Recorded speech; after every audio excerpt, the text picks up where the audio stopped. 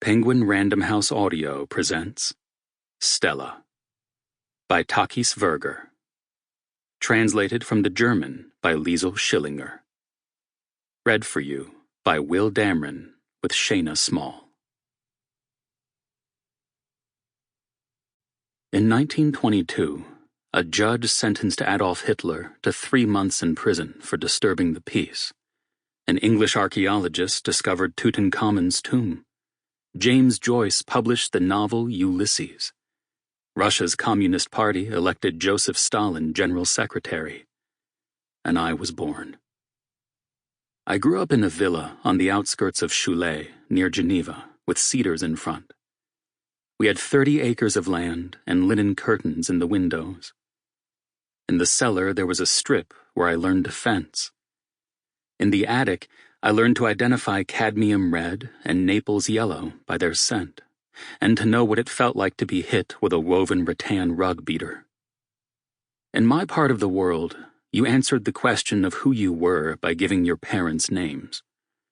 I could say that father was the 3rd generation to run a factory that imported velvet from Italy. I could say that mother was the daughter of a major German landowner who lost his fortune because he drank too much Armagnac. All schnapsed up, mother would say, which didn't lessen her pride. She liked to talk about how the entire leadership of the Black Reichswehr came to his funeral. At night, mother sang lullabies about shooting stars, and when father was traveling and mother was drinking to ward off loneliness, she would push the dining room table against the wall, put on a record, and dance Viennese waltzes with me. I had to stretch my arm high to put my hand on her shoulder. She said I would learn how to lead well one day. I knew she was lying. She said I was the handsomest boy in Germany, though we didn't live in Germany. Sometimes she let me comb her hair with a buffalo horn comb father had given her. She said her hair should be like silk. She made me promise that when I was a grown man with a wife, I would comb my wife's hair. I observed mother in the mirror, how she sat before me with her eyes closed, how her hair shimmered. I promised. When she came to my room to bid me good night, she laid both her hands on my cheeks. When we went for walks, she held my hand. When we went hiking up in the mountains and she drank 7 or 8 shots up at the peak, I was happy that I could support her on the way back down. Mother was an artist. She painted. 2 of her paintings hung in our hall, oil on canvas. A large still life of tulips and grapes. And a small painting, a rear view of a girl who held her arms crossed at the base of her spine. I looked at that painting a long time. Once I tried to cross my fingers like the girl in the picture.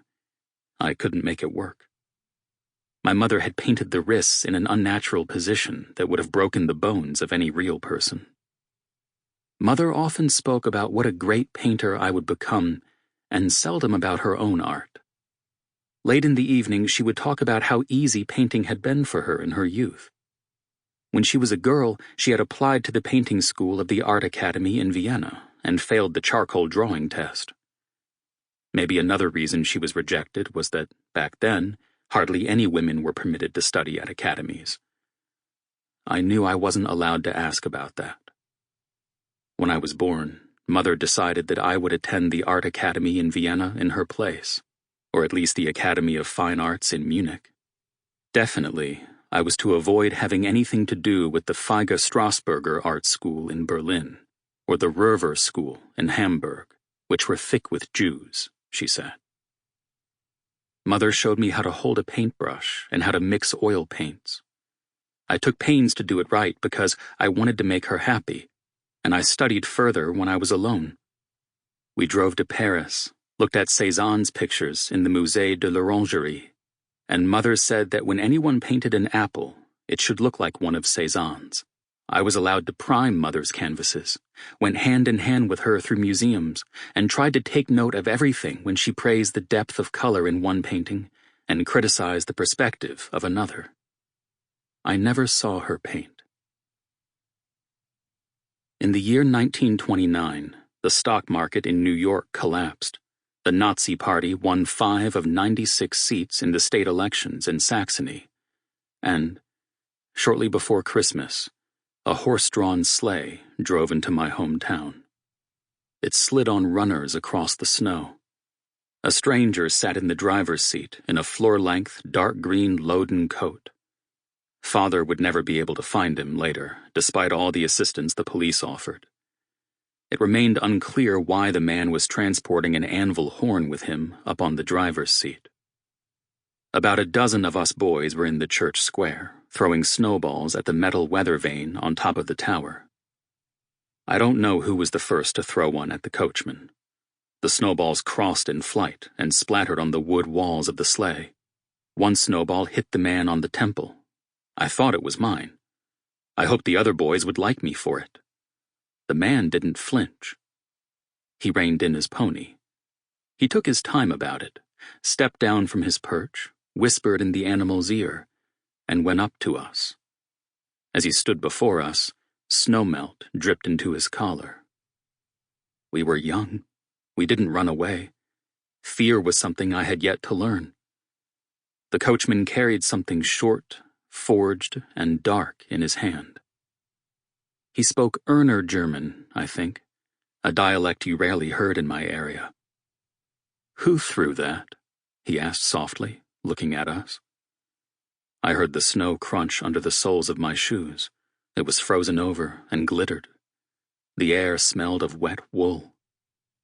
Father had told me that telling the truth was a sign of love.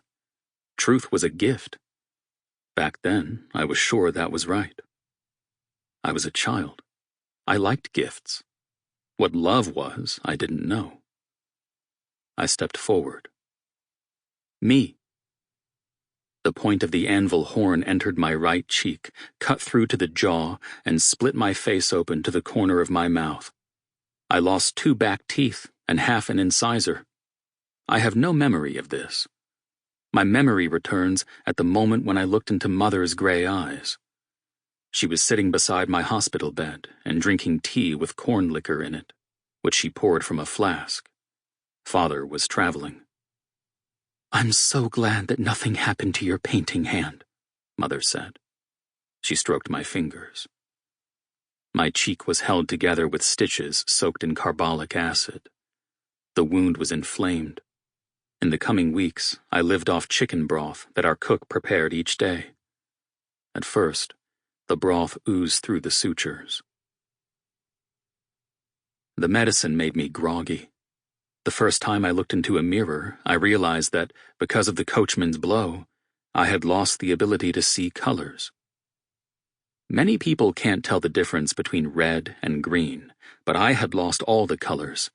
Crimson, emerald, violet, purple, azure, blonde. All of them were nothing for me but names for different shades of gray. The doctors would speak of cerebral achromatopsia, of a color sense disruption that sometimes occurs to old people after a stroke. "You'll grow out of it," they said. Mother put a sketch pad on my lap and brought me a box of paints. She had gotten them from Zurich so we could begin instruction in the hospital. "The colors are gone," I said. I knew how important painting was to her. Mother crooked her head as if she hadn't heard me. "Mama, forgive me." She called for a doctor. I had to look at a couple of pictures and have liquid poured into my eyes. The doctor explained to Mother that this happens sometimes. It wasn't such a terrible thing. After all, when you went to the cinema, the films were always in black and white. "Forgive me, Mama," I said. "Please forgive me." "Mama?" The doctor said it was a miracle that my facial nerves had remained intact. If they had been damaged, my speech would have been impaired, and saliva would have dripped from my mouth. The doctor said something about what a lucky boy I was. Mother just sat there, taking big swigs of her drink. Mother sent a telegram to Father in Genoa. He drove all night. "It's my fault," I said.